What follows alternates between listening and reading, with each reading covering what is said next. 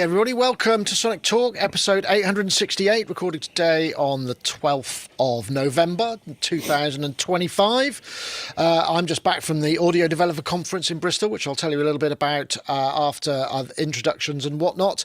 Just want to say hello to everybody in the chat room. Got a nice fulsome chat room. You see Wagyu there, giving voice to Tanith. He's in charge of the IRC and many other back-end stuff that's really helpful, and also moderates for us, which is very kind. Although we've had very few, maybe he's doing such a good job, but we haven't had any lonely ladies show up for quite some time, which I know some of you may be disappointed by, but it could just be Wagyu's doing such a great job. So it's nice to see you all there. This is the show we talk about music technology, software, hardware, recording, performing, distribution, anything that kind of fits that mold. And while I've got your attention, if you have the inclination, and maybe you listen to this on audio on iTunes or Apple Podcasts as it's now known, it'd be really appreciated if you could leave us a review, assuming it's a good one. I mean, I guess if you leave a bad one, I suppose that's something, but I'd rather you left a good one, assuming you enjoy the show, because we haven't had any reviews for a while, and we sort of got bumped off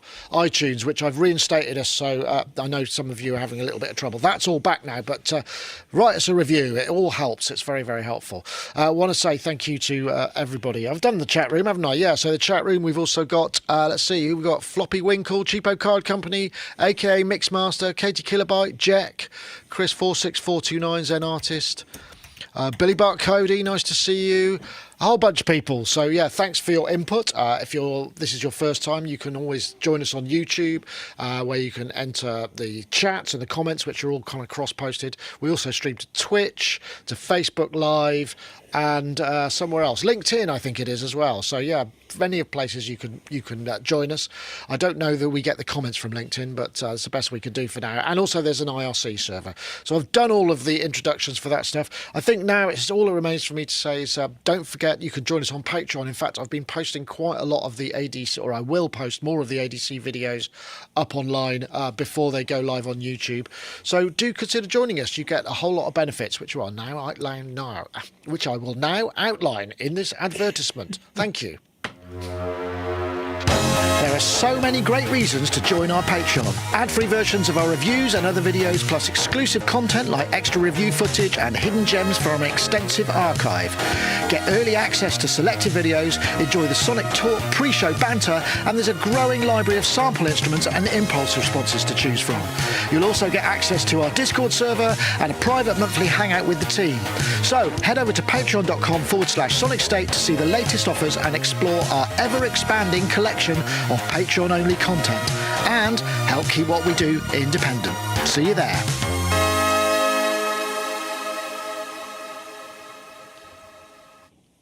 Okay, right, well, back to our guests. We have a full panel, which is lovely to see. We'll start over. Rich Hilton's with us again. Lovely to have you. We go for very long periods of Hilton drought, so it's nice to have a bit of a feast once in a while. You'll notice I've actually spelt your lower third right after all these years. I nearly got it wrong. I had to double check today. But Rich, of course, is a keyboard player, producer, engineer, often on the road with Chic, the mega disco band that you can see all over the world. How are you, Rich? I'm well, thank you. Very well. Good. I'm glad Happy to be hear here it. Again. Well, maybe we'll get on, because I know that there's been a couple of topics in the rundown for a little while that we haven't got around to. So maybe we'll get them, because I noticed you mentioned that you'd actually researched one of them that had been there for a couple of weeks. So we'll do it. We'll do it this time. Lovely to see you, Rich. You must be heading towards a bit of travelling period, I guess. Once you do ins and out shows for this sort of thing, the one-offs, but the touring part, is it New Year's parties, Christmas parties? Don't you go to Japan about this time of year as well, or is that earlier? We've done all of that, but this time my first trip is going to be to Pennsylvania to see my son play a gig tomorrow. Oh, nice. That'll be fun. I'm excited. Big audience? About that, yeah. Big gig? It's in a pub. So well, that's sometimes the best ones. But it's in a pub on the campus of Clare Brothers, which is where he works in Pennsylvania, in Lidditz. And last time I saw him there, it was like a room full of his best friends from work showed up. It was packed. Nice. Oh, yeah. That sounds really good. Is that Clare Brothers, aren't they a sound reinforcement company? They are, yes. Right. Yeah, big, well, big tour services provider of all kinds. Yeah. including that. Nice. Okay. Well, lovely to have you, Rich. And we look forward to hearing more of you. I'm going right to left. So we've all got another Richard. It's a double Richard show. Richard Nicol, Pittsburgh Modular. I haven't seen you for a while either. I guess you've been busy designing synthesizers, which is what Pittsburgh do, right? It's what we do behind the scenes that keeps us busy. Yeah, always working on something new. Actually, I've just been mostly testing things, which has been a lot of fun because, you work on something for years and years, and then you finally have the finished product and you get to spend, a couple months just sort of banging on it. That's sort of the fun thing. So that's what I've been doing the last couple months, really. It's been a good time. So it's getting paid to make music and break things. That sounds like almost a perfect job description. It's like I defined the job myself. It's who'd have thunk it, right? Anyway, lovely to have you, Rich. Always a pleasure. Nice to see you there. And we've also got Paulee Bow from Birmingham, who has, you could say, in their digital layer, antiquated digital layer, although there is a modern digital /analog polysynth to your left there, which is the Suonabona Polivera, which you're reviewing for us. I'm very much looking forward to see what you make of that. This is why I'm in silver today, because I'm doing my to-camera bits for, the Polivera. Welcome to Sonic Lab and stuff like that, So I thought, you'll match it. Well, I only have to wash my hair one day of the week then. Do you know what I mean? And look okay. I'm kidding. I have to go to work as well, but I thought it was a funny joke. Yeah, so got that coming out maybe next week, maybe the week after, hopefully, which will be cool. Yep. Other stuff from me is I coded my first oscillator the other day using a development platform from York Modular. Simon, he's a good friend of mine now. We chat quite a lot. And I've been putting things into the Arduino-eyed, coding platform and getting like little wavetables going and blending in noise, downsampling, detuning. So that was quite fun. Is that a dangerous new pastime? I don't think it is, but I do want to check out Pure Data as well, because I've got a Bufacco Lich which runs on Pure Data patches. So I kind of want to get into it a little bit as well and make a couple of weird little things, mainly for me to use, I think, for the fun of it. But that's good. And then the other thing is, of course, yesterday I put out a very alarming video with a very alarming title, which said, "Learn to use AI tools or be left behind." And most of my friends thought I'd had a complete personality transplant, but if you watch the video, you'll see that it's not, everything is not as it appears, but it's quite a nice little discussion on, opting in and opting out of technology and how to live like a fulfilling life. If you want to kind of leave technology behind and go and breed alpacas, then more power to you. We don't have to buy into everything that... Hold on. Yeah, I agree. But, remember where you are at the moment. We do need some... we want some people to opt in. But, yeah, no, I watched it. It's great, Paul. Definitely, yes. A good point of view. And you should be able to see that at the YouTube Magical Synth Adventure 3216, which was posted yesterday. 32-bit, 16-bit. That's it. Perfect. Or 3216 wasn't. I'm sure there's a mixer or two that's like wasn't there a Lesis 3216? Like a Tascam or something. Or maybe a Tascam. Yeah, I think that's it. Something like that. Yeah, maybe. I was desperately trying to think of something for show 868, but I couldn't think of it. I did forget to say, actually, I've actually forgotten to say what's coming up, which I probably should do now. So let me just quickly do that. Probably. Coming up, we've got Spectrasonics competition, which is currently running, which if you just go to Sonicstate.com, in fact, if I do that, I think I can press this button. And there you go. There's the link. You can join. You can win a copy of Omnisphere 3 as part of our new, our 30-year anniversary. We've got a whole load of competitions coming up. We've got some really exciting hardware stuff for the last 2 months of the year. So do check that out. What was the other stuff I was going to say? Yes, I've done that. ADC videos to come, as I've said. Wolfgang Kundras, who's a really senior programmer, one of the early architects of Cubase. That's currently available already on Patreon, but will be coming to YouTube soon. And on this day, I couldn't find anything all that interesting apart from some really obscure classical pieces that were released, which I'm not saying, there's anything wrong with that, but it doesn't link. But I do know on this day in 1944, Booker T. Jones was born in Memphis, Tennessee. And I'm a massive fan of Booker T and the MGs, particularly their B-sides. Red Beans and Rice and Bootleg, just absolutely fantastic. So let's hear it for Booker T.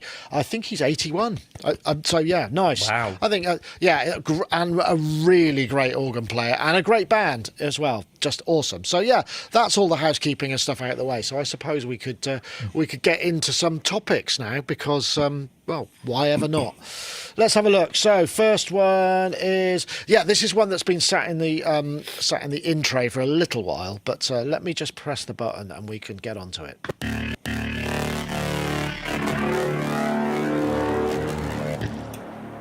This is the Dorsum / Traxon Kontrast. Lots of K's in there.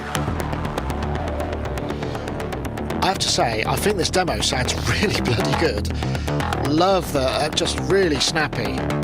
So the idea is that the shapes that you see at the top are just alternative ways to traverse a wavetable, which give it a completely different or a unique flavour, as far as I can tell. This is quite a short one, I'll let it play its course.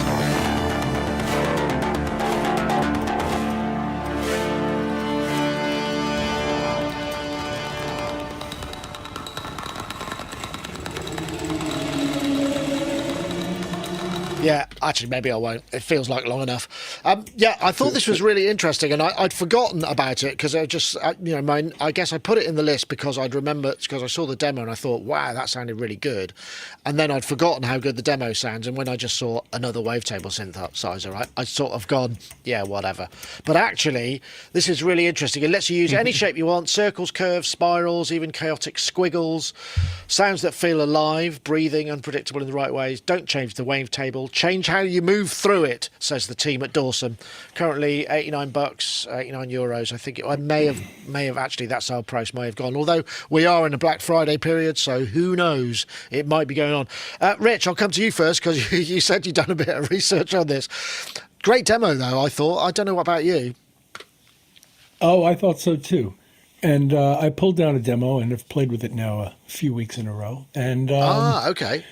It's really a nice sounding software, and I suspect that sound designers could get really interesting and unique results with this thing. And the patches that it ships with are all very cool and interesting and have a lot of variety to them and are in themselves unique sounding. It's kind of been a deluge lately of really interesting software synths that do things that seemingly break some ground. We had pigments, and we recently reviewed another one that we were just talking about. And this one is also the map, I believe it's called. I've done a patch flip of that. Sounds good. One, and now there's this one, and they each seem to have a particular flavor and color that's unique to the sound of the instrument. And I like the way people are working on their custom interfacing. So I'm quite impressed with this thing, actually. I'm considering buying it. You played with it? I need another synth, but I'd like to. I would want to own this. You played with it. You played with it. Does it do MPE? I was just going to check. Does it? I didn't actually play with it with the Rolly. Okay, I haven't got to it. Sorry to be able to. I was a delinquent in that area, but no, I was just triggering it from a normal weighted action keyboard. Because I'd imagine traversing random shapes per key through wavetables, I mean, probably be a bit of a hell of a chunk of CPU rather. But I bet it would sound pretty awesome. You know, the funny thing about that is in the transmission, which is where I would think things would lag, as far as like all of the data going on in these 5 areas of touch control that you have with this device. Never have I seen a Bluetooth stream choke for 1 second, ever. And you would think that it's a data-rich environment that might bring things to their knees, but I just don't ever see that happening, whether it's wired or wireless. Interesting. It never happens. Capacity. I'd just like to point out there is actually a new Osmos 61 key out. Just throwing it out there for that extra octave if it's something that we've got a video coming up soon on that we shot last week. Hopefully we'll get it out tonight, but we were sort of left at the last minute to change a few things, and so we'll try. But if not tomorrow, I know it's live. I don't think I'm breaking any embargoes. But I digress. I don't know, Paulie, what do you think? I mean, Wavetable. I'm sure you're all over it. I don't know how much. It's got in terms of, other digital processing. I didn't get a chance to check that out, but the sound of it, the envelopes sounded really nice and snappy, and the way they interact with the sort of filter. So yeah, I was pretty impressed with that. So I have to start by saying that I thought the demo sounded really, really good, and if it had ended there, I'd have been like, yes, sign me up. But their marketing made me fly into a blind rage. Oh, really? How disappointing. As a Wavetable fan, it was like they were saying stuff like Wavetable synths have been playing it safe, and static 1-lane modulation is dull, and all this kind of stuff. And I'm like, how dare you? How very dare you? My favorite form of synthesis. That said, it does sound good. It kind of looks very, very similar to the Terrain synth from my instant look, because that has essentially more than one dimension of travel around its wavetables, doesn't it? Yeah. So it kind of looks like a similar concept. Similar. I just like, because I did shoot a video on the Terrain at ADC, and the Terrain is more of a representation of the actual waveform rather than the wavetable. Although you can load wavetables into it, it works on images. So if you have like an egg box, it's just a sine wave with extra harmonics. Yes. If you see as you scan around it, but I take your point. So does it kind of do an FFT on the image then, the Terrain synth? I think so. Rather than reading from a lookup table. But yeah, I thought it was cool. I have to admit, in the demo, I didn't see too many things that you can't do already on a decent wavetable synth like the Microwave XT, because there were some cool looking controls and macros, but some of them kind of sounded similar to maybe like wave shaping, others sounded similar to kind of detuning, and I'd have to play with it to give it a proper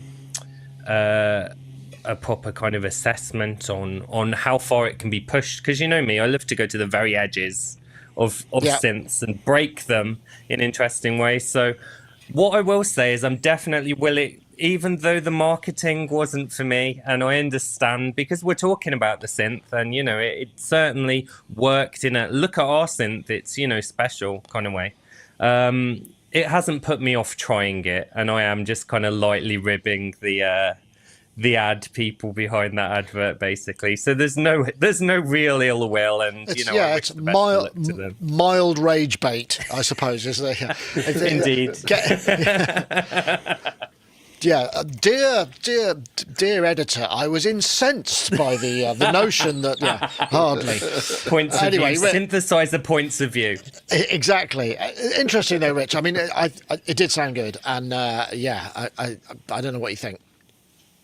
I thought it sounded really good, and I thought it was interesting being able to move around within the wavetable like that. It almost sounded to me like it was a wavetable then passing through maybe a granular synthesizer, granular processing, in the way that some of those sounds that they showed and the graphics that went along with them had a bit of a granular vibe to it. When like the fire one, for instance, that's giving me the sense of, oh, you can move around in that way. So adding those two things together, I think would be an interesting way to try, hey, can I get those types of sounds with what I already have? But the idea of just putting them in there in one instrument, I think is really, really neat. I suspect that's not how they did it behind the scenes, but that's the sonic impression I got from it. But I thought the demo sounded really, really good. I thought the bylines and the copy were a little cheeky and a little funny, but you kind of have to do that to get people to read stuff and get people interested. Everything has to be sort of clickbait nowadays, but I think they backed it up with the quality of that demo. It really sounded good. Yeah, no, that's fair. Just got to put this one up there. This is fantastic. Steve Abel says, coming soon, Wavetable synthesis, which I think is I think that you, Steve, you might have the title there. I think I'm just going to put a note in. Wavetable synthesis. Wavetable synthesis is going to be. I'll just put it in for the possible title. You've saved me some time. Wavetable synthesis. Yeah, there we go. Excellent. I'll just put type that. I'm just doing my paperwork. No, great. And it's nice to see. I'm glad we finally got around to it because it was quite an interesting show, interesting synth. And there's that thing, isn't there? That there's, I don't know what it is. You probably know this, Rich, but Richard. No, I can't even say that, can I? Because it doesn't differentiate. One of us will know it. One of us will know it. One of you. Is there something about like the way that the curves, whether they're exponential or linear, that gets that? There was that real ping on those that filter arpeggio that just sounded really lovely. Is there a sort of a technique to that in terms of electronics that just makes them sing that way? Oh, absolutely. It all comes down to the curves of the envelope and how that's interpreted. A good example would be using a VCA versus a low-pass gate. I think most people are familiar with those two. A VCA is typically, it's going to read exactly in a linear way what an envelope is telling it to do as far as opening and closing, where a low-pass gate is going to close and has a very exponential curve to it, and that's because of the Vectral in it. Closes very quickly, but it sort of bleeds out a little bit as the LED turns off, and that's what gives you that nice long decay, but that very plucky beginning. So it all comes down to how the envelopes open and work with VCAs, and that's why you can do really nice digital recreations of low-pass gates to get those very percussive, plucky sounds, because that's sort of what your ear is listening for. Excellent. Thank you, Doctor. That explains things perfectly. Awesome. Okay.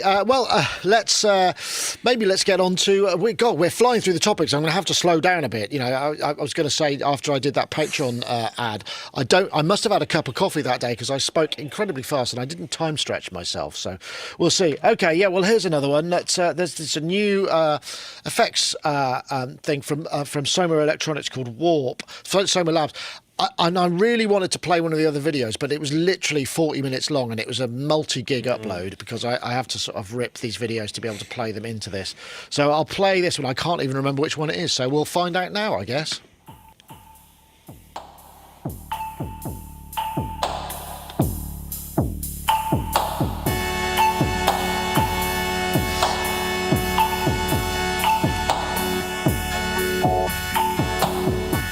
So this has got spatial, dynamic and special DSP algorithms. It looks very much like a kind of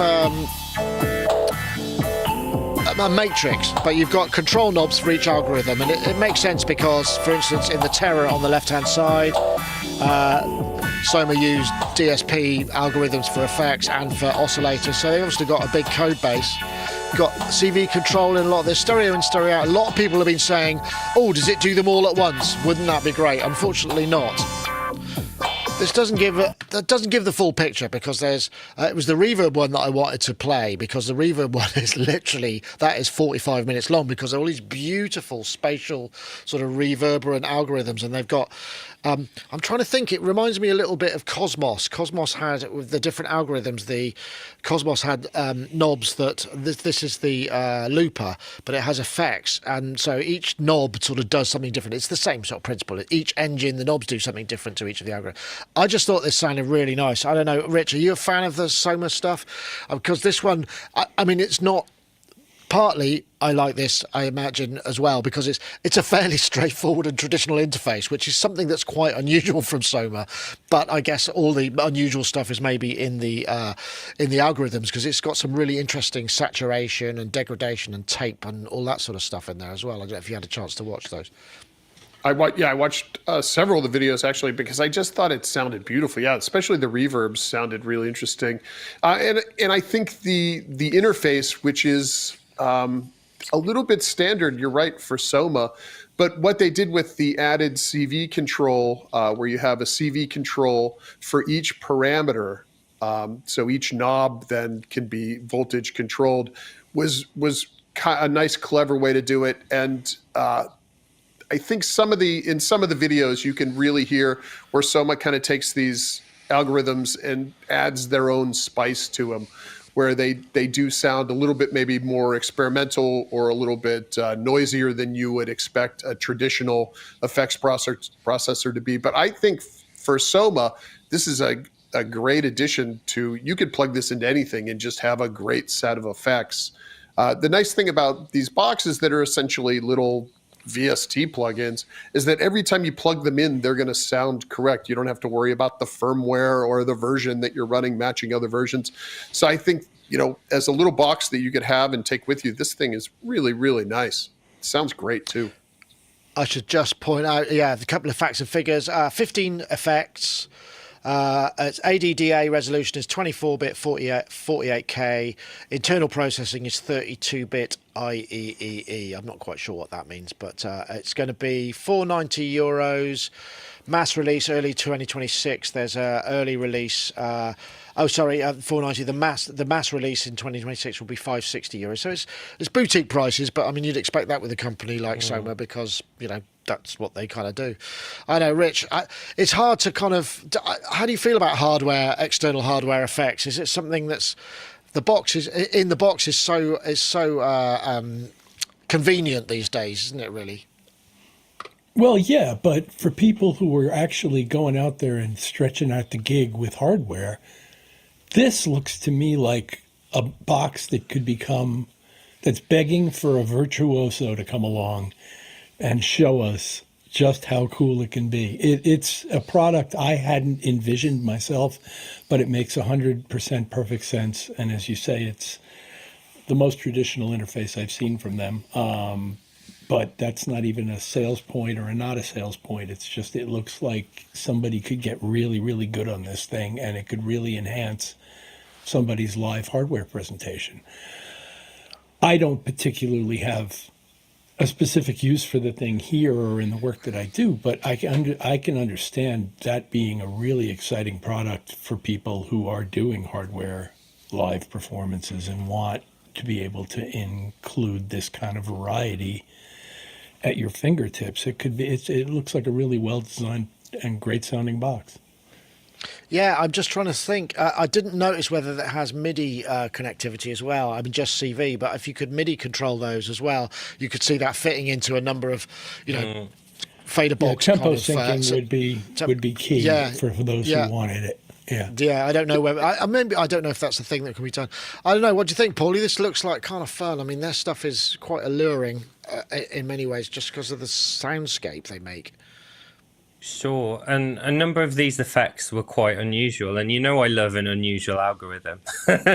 So there was a cool Nyquist algorithm, which I firstly calling the algorithm Nyquist is gonna get me on side straight away, because it's all about degrading the signal and glitching and things like that. So yeah, my only thought is that I don't think it does have MIDI from what I've read. No, but the you can CV is Yeah, the CV is definitely cool.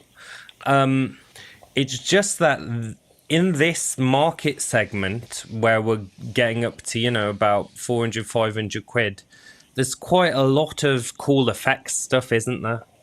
And I guess. some of those effects devices, like I've got a Paulee digit pedal here. I've got Eurorack stuff like the Meta module where you can create complex effects chains.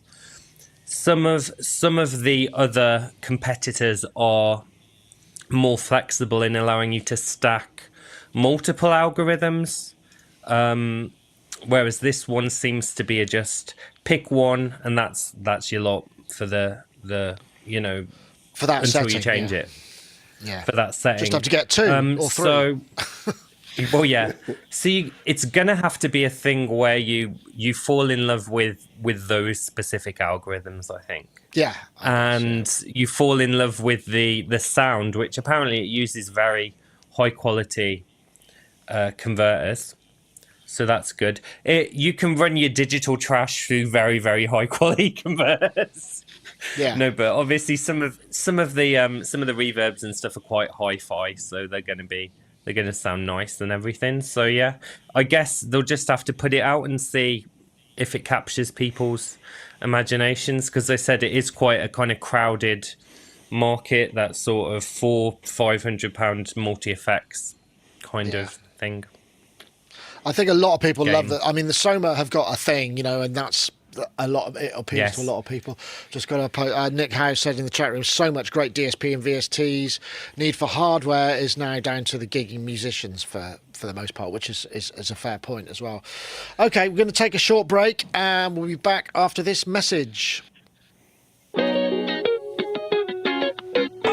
Welcome to Ozone 12, your complete mastering suite. Trusted by producers and engineers for over 20 years, Ozone now features an overhauled assistant that puts you in full control. The latest mastering tech provides louder, clearer tracks and 3 brand new additions to its 20 plugin toolkit. Fix the unfixable with STEM EQ. Lock in your low end in any listening environment with bass control, and magically revive overcompressed audio with Unlimiter. Whether you're working on your first release or the next #1 hit, Ozone 12 gives you the control, power and speed to realise your creative vision and bring your tracks to life. Download a free trial or upgrade today to experience the full toolkit for yourself. Available now at iZotope.com. And we'd like to thank iZotope for sponsoring Sonic Talk. Now back to the show. Yeah, actually, another one from Nick Howes, a great comment. You could get 6 Korg NTS1s for 500 quid and have 18 effects processors and synths. That's a very good show, actually, but you'd have to there'd be quite a lot of messing around with noisy power supplies. You then have to spend probably the same again on a power supply that could feed it that many USB ground isolated things as well. But yeah, fair point. Okay, gosh, there's so many to go. Let's go to something a little lighter, just because I thought this was really good fun, and I've never seen this before, and I think maybe I want to make a record now, because I could make one like this.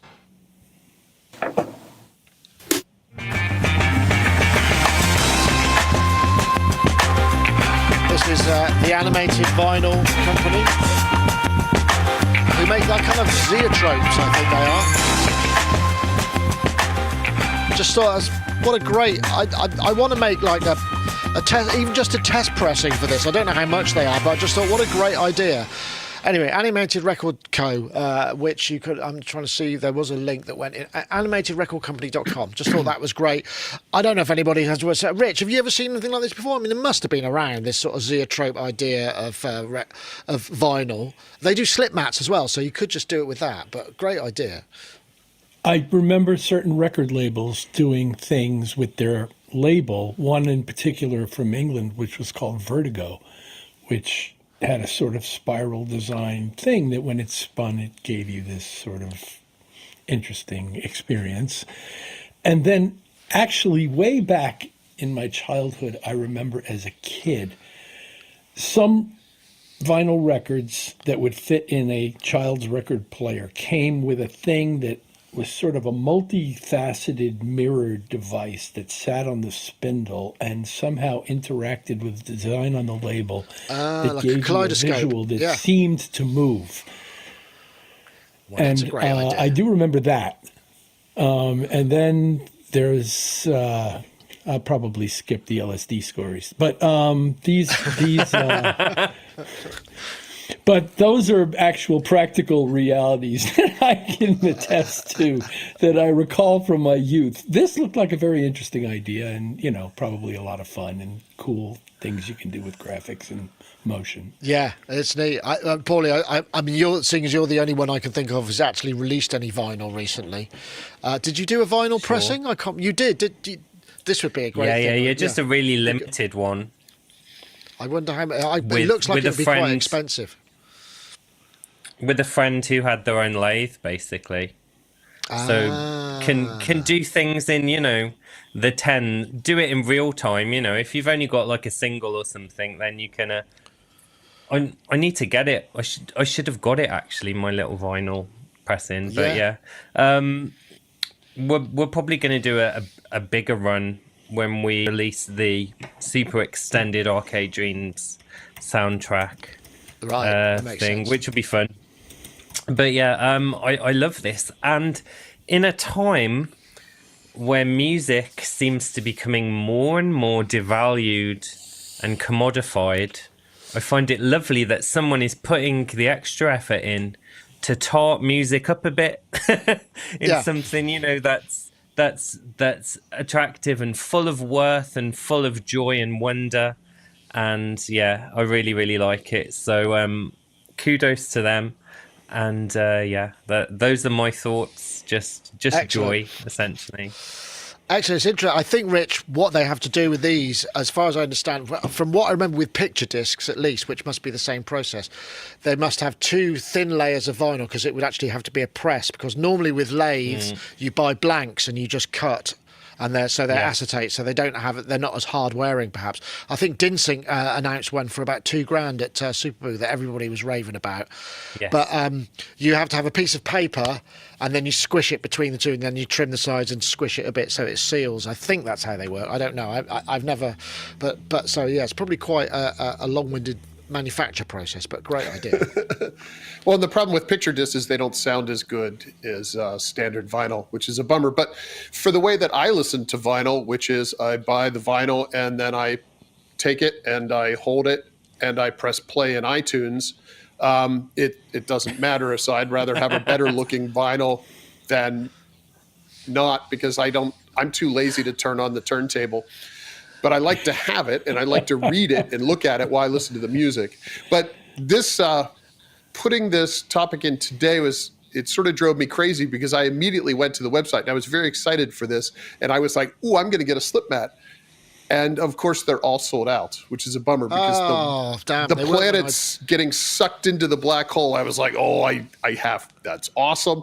But they're not available now. But I'm going to keep an eye on it, and hopefully in the next few weeks, because I think these are great holiday presents for the people. Absolutely, yeah. So do check that. It's animated. What was it called? I've got it in there. It's gone now. Animated. If I press that, it might do it again. What was it? Animatedrecordcompany.com. There we go. It's in there. I put it in just in case you're looking for slip mats at the very least. Okay, brilliant. Let's see. So, gosh. Oh, yeah, we got to do this one. This just, I love the look of this. This looks great. And unfortunately, this is also sold out, but we can still enjoy it, right? This is the Endorphin's Evil Pet, which is a granular sampler with a FM radio in it. You actually plug it's got a little aerial that you plug in as well.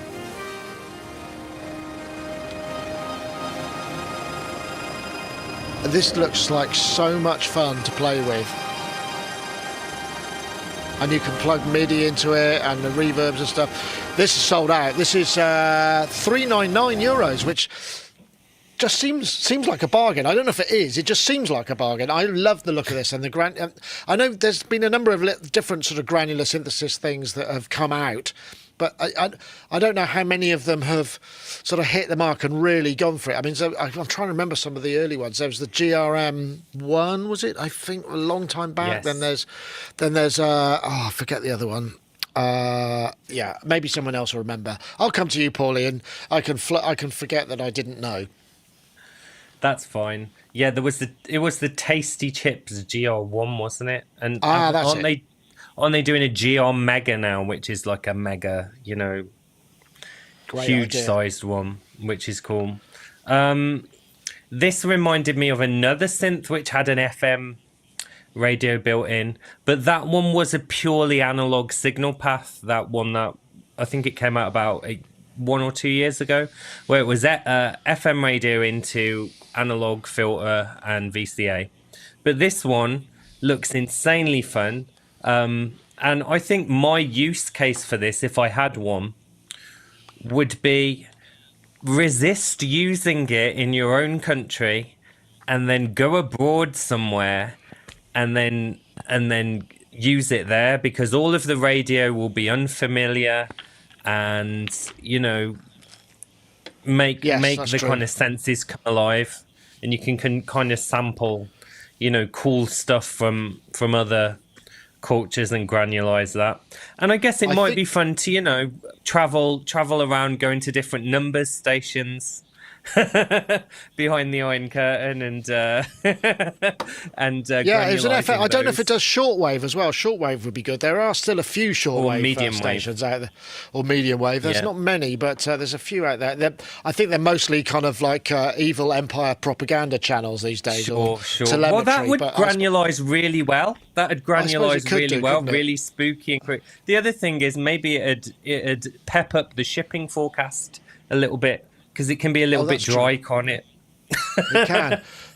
I was just going to say, hold on. That's it. YouTube. So, did I send it? Oh, it's gone. I beg your pardon. View queue. I need to send it again. It's sold out anyway. It's sold out anyway. Torso T4 says Ivan Verder 4573 Torso T4. Yeah, that's the one I was thinking of. Thanks for bringing that up in the chat. Rich, granular. I mean, I think it's an interesting. I mean, it's done so well in software as well, but it's nice to have a hardware thing, and this just looks very appealing. I don't know why. Pink just seems to work for granular. Maybe I don't know why it's associated with granular, but it seems to work very pink with a red button. Nice work. I love this thing. I don't know why, but I love. Exactly. I think the main reason why is because it's got an FM radio in it. But I just love this thing. It looks like fun. It does. It's again a product I could never have imagined myself. It surprises me on every level. And yet, when I watched a bunch of videos, one of which was done by a harp player, and everything I saw just made me want to play around with this thing. So I thought it was a brilliant product. I really enjoyed it. And again, I could see somebody with a hardware rig getting fantastic results in real time once they became sufficiently conversant in this. And this thing wouldn't take that long because it's only 2 layers deep and there's not that many controls. But you can play it via MIDI as well over notes, which is a nice thing with the different grades. I think you're talking about Emily Hopkins, who is a great YouTuber, does some really good videos with guitar pedals and a harp, fantastic harpist as well. Always been trying to get her on the show. I don't know if we'll have if anyone knows her, maybe they could ask on our behalf. I don't know, interesting. Rich, granular is just it's a great fun thing, right? I love granular. I sort of approached it originally from an effects pedal point of view, and the first pedal that I used granular with that I really thought nailed what I found interesting about granular was the microcosm. I think that pedal did a really nice job of sort of the chaotic effects you can get. But the microcosm, of course, does a lot of different things. And I think that it sort of only dipped its toes into the bits that I found interesting. So I sort of then switched. I did get the Torso T4. And unfortunately, the one I had, the software was really buggy and very maybe it was early days. I think they've updated the software quite a bit since then. But it didn't really satisfy what I was trying to do. So I then switched. I started using a plugin. I used the Arturia has a granular plugin that's part of their effects collection. I think it's called Fragments. That I really, really like, and it's sort of the opposite spectrum of the microcosm, where it's very deep and there's quite a bit going on. So this Evil Pet, when I saw this, I'm like, I think they nailed the sweet spot. It's sort of chaotic, like I want it to be, and it does all the interesting bits that the Arturia one does, but it also is easier to use and sort of distilled down in a way that the microcosm was. It kind of sits in between those two in a really, really nice way. And the idea that it has the record built in and the FM radio, it just makes it's that sort of instant fun you get from a good hardware box. Something where you turn it on and you immediately start playing it and you have a smile on your face. That's the kind of impression I get from this thing. I can't wait to get one. I looked at Perfect Circuit here in the United States has you can pre-order them, and of course the United States prices are crazy right now, so it's much, much more expensive here than it is overseas. But boy, this thing, I don't get gas too often, but man, I'm like, oh, I need this thing. It looks really cool. Yeah, nice. Just having a look. Endorphins, Evil Pet. There's a really good demo of I forget the name of the Endorphins demo girl. Not demo. She's the co-owner. I've forgotten what her name is now. That's terrible of me. But I've still got Showbrain. I wanted to do a shout out for the Jellyfish Mimu. We did that's a bit of software that does this, and that has an unlimited buffer sampler that you can then apply all the granular stuff to. And I think, if I remember, doesn't the OP1 have an FM receiver in it for the same thing? I'm pretty sure you could record stuff in the FM in the OP1, but I may be wrong there.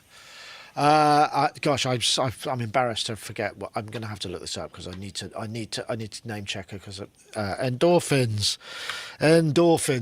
You carry on amongst yourselves. I'm just going to hold on. Actually, what I'll do is I'll play an ad to cover my embarrassment. I'll play an ad to cover my embarrassment. Here we go. Back after this.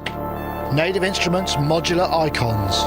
Vintage modular synth sounds from iconic artists and instruments, made in collaboration with the Bob Moog Foundation.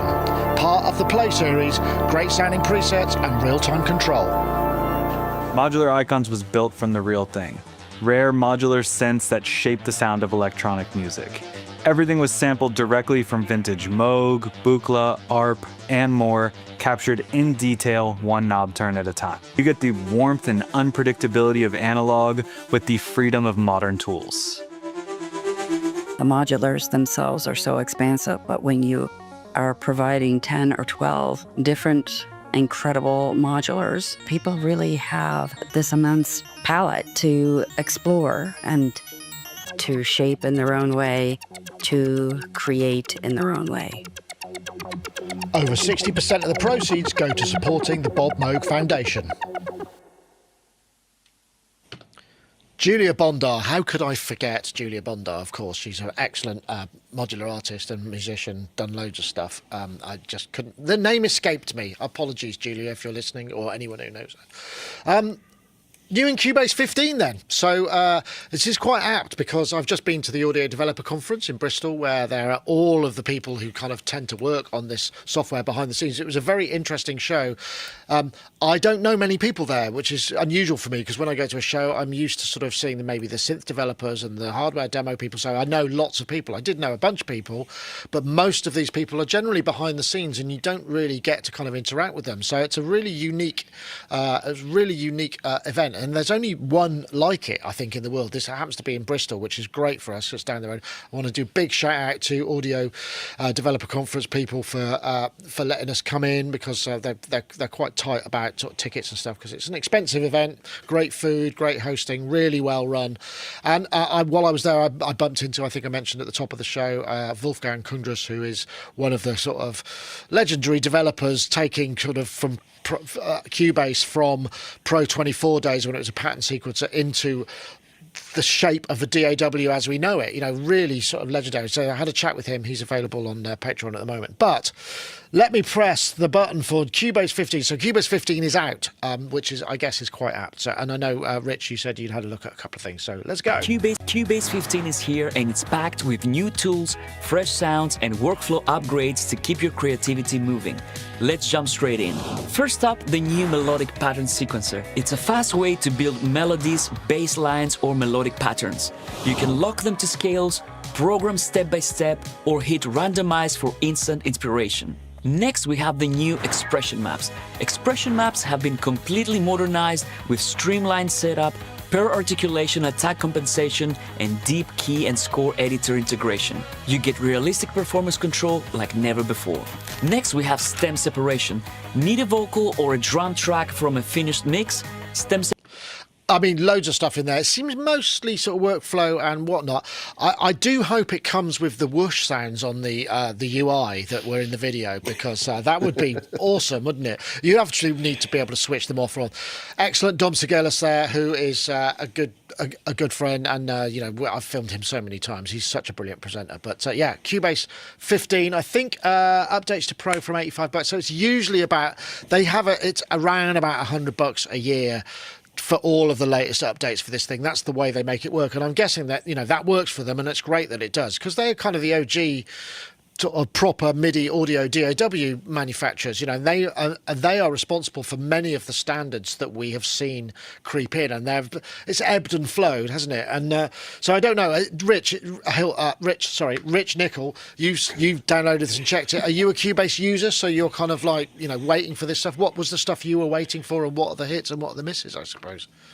I sort of bounce between Ableton Live and Bitwig and Cubase. Those are my three, and depending on what I'm sort of interested in working with, I'm a hobbyist at this, so I sort of go with whatever makes me smile that day. But there was a few things in Cubase 15 that I was really excited to try, and I thought, okay, this is going to be really cool. One was the pattern sequencer. They have a new way that you can create patterns, and for someone like me that doesn't play the piano or the keys at all, I sequence everything. So I was really excited about this. In my mind, what they had done is they had sort of looked at things like the Oxy 1 and the Korg SQ64 and said, okay, we need something like this that you can very quickly sort of tap out ideas on the grid. And it pretty much works that way. The version in Cubase 15, they sort of nailed some of the aspects of these modern sequencers. For example, you can obviously generate a pattern, or you can tap in a new pattern, and then you can set the velocity, and you can then randomize whether notes play or not based on the percent chance that a note would play. But it's very much feels like a first version of this. You can't, for example, have a pattern that you've created and say, okay, on this note, 30% of the time, maybe play a different note, that type of stuff. So it doesn't really go as deep as some of the hardware things like the Oxy 1 or even the SQ64 do. So it sort of led me down this rabbit hole of, well, what else is out there? I was surprised to know there really isn't any software-based sequencers that do that kind of stuff. So this is nice to see Cubase starting down this road of, okay, and I suspect in the years to come, it'll get deeper and deeper and deeper. So that was very cool. One of the things that I was kind of disappointed in, and I suspect, again, this is probably because it's a new release, is it didn't feel terribly optimized. I have an Apple with a latest Mac Studio with lots of RAM and lots of things, and I was using the Air Juno 60 plugin, and I had two instances of that going along with the drum machine that's built into Cubase 15, and the user interface is super laggy. It was sort of stuttering along. The audio was fine, but it felt like I was trying to, like when I work in Final Cut Pro to edit videos, and if I have like 4 6K videos running with a lot of effects, you get like 4 frames per second or something. And it felt like I was getting a lot of that. So I think Cubase 15 is still sort of, they're still sort of sussing out the bugs in it. It definitely felt a little buggier than some of the releases in the past, but there's a ton of potential there. I know some of the people, one of the things that they talked about was this, the thing they did with Yamaha, where they have incorporated the vocal generator, where you can type in the lyrics and pick your singer, and it'll play it for you. I didn't experiment with that. Monovocal synthesis, monovocal synthesis, I think it's called, or I didn't experiment with that because it's labeled beta, and for the sort of glitchiness and the bugginess I saw in the rest of it, I didn't even bother with that yet. But I think it's going to be cool. I think 15. Maybe version 0.1 is going to be really, really nice. Oh, interesting. Okay. Paulee, you a Cubase user? I am. But the complex thing is I'm a retro Cubase user. So I've been using Steinberg since Pro 24. Me too. Which is like from like the Amiga and Atari days and stuff like that. What I like about Cubase is that it kind of works like my brain works. Maybe it's because what I started using, but I don't have to kind of fight against the program. So I think things like the pattern sequencer is going to be good fun. But I'm a big piano roll kind of drawing things in kind of user, you know. So, but I'd like to try it out. But the things like having stem separation in your DAW is quite big, isn't it? Because there's lots of external website based services that do stem separation for you, and I imagine for remixers, just having it there, just dragging in, and separating it out is going to be quite a time saver. But yeah, overall, I didn't see anything that kind of, wildly groundbreaking. It feels like a kind of iterative improvement on what's gone before, basically. I do think that having all scalable stock plugins is a big thing, though, because so many people are using giant high-resolution displays these days that if your plugins do not scale, then people get quite upset about that. It's quite a bone of contention. I think some suppliers, some companies who I won't mention, kind of struggle to update scalable plugins, and I think that they get lots of complaints from customers. So it's good that that's added. Basically. Yeah, I'm just looking at so through not this. Too many thoughts on this. Writing room synths, modulators, new devices, new kits, more hits, Ultra Shaper plugin, AI stems. So yeah, there's a bunch. There's a decent amount. I guess they've gone for a bunch of sounds and stuff. I know, Rich. I don't know if you're or have you or are you or have you ever been a Cubase user? I used to test for Steinberg in the 90s, actually. Okay. Have recently been investigating their software and pulled down a version of this, but haven't had a lot of time to work with it. It looks fantastic. They've made tremendous strides over the years. This thing adds some features. I was watching some of their feature videos, and I like what they're doing to facilitate different kinds of input structures and things like that. Not many of which I'm likely to use, because most of what I do is played in and recorded in. So this looks like a fantastic piece of software to me. I don't even know what the economics are, but I am thinking about the future and what I'm going to be continuing to work in as time goes on. And this certainly looks like a contender to me. Interesting. I know Gaz is a big... And by the way, your interview with Wolfgang Kundras, Wolfgang was a primary mover of the versions of Cubase that I was working with in the 1990s. And I know Wolfgang, and we're friends, and I think he is an absolute giant in the history of this DAW business and other businesses as well. But his software impact on all of us is enormous. Absolutely, was interested to have a chat with him. So if you want to check that out, it's on Patreon now. Yeah, I'm going to. I think the interesting thing is with this, Gaz. I was saying Gaz is a big user, and he used to come in and show, because there were loads of things that were really great for arrangement, where you could take, extract the pitch out of the bass line and then drive the chords of the arrangement of the song by moving patterns around, and the whole thing would sort of follow. And so there's some really interesting stuff that they've done there. I mean, I'm guessing that's pushing the boundaries. I mean, one thing that I was talking to Wolfgang about is, one of the issues is with Steinberg or any other long-term DAW developer is you're sort of dragging this huge sort of anchor weight of legacy code and ways of doing things with you every time you want to introduce new features, and it's a very difficult thing to manage well, I suppose, and get that sort of thing right, which I suppose addresses what you were saying a little bit, Rich, about the lagginess you saw in the UI, which I'm sure will be fixed almost straight away. I mean, people won't stand for that sort of thing if they're working on real life projects. They'll need to get it sorted.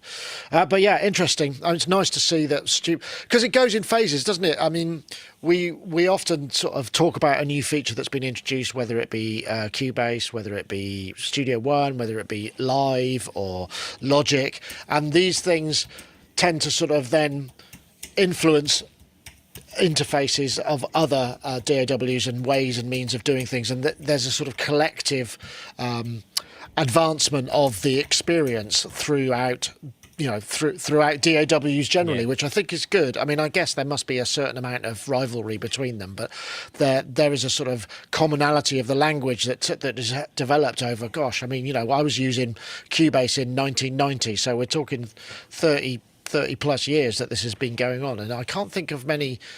I suppose cars are the only other thing I could think of that maybe have developed, but then you still got your basic pedals, shift, brakes, steering wheel.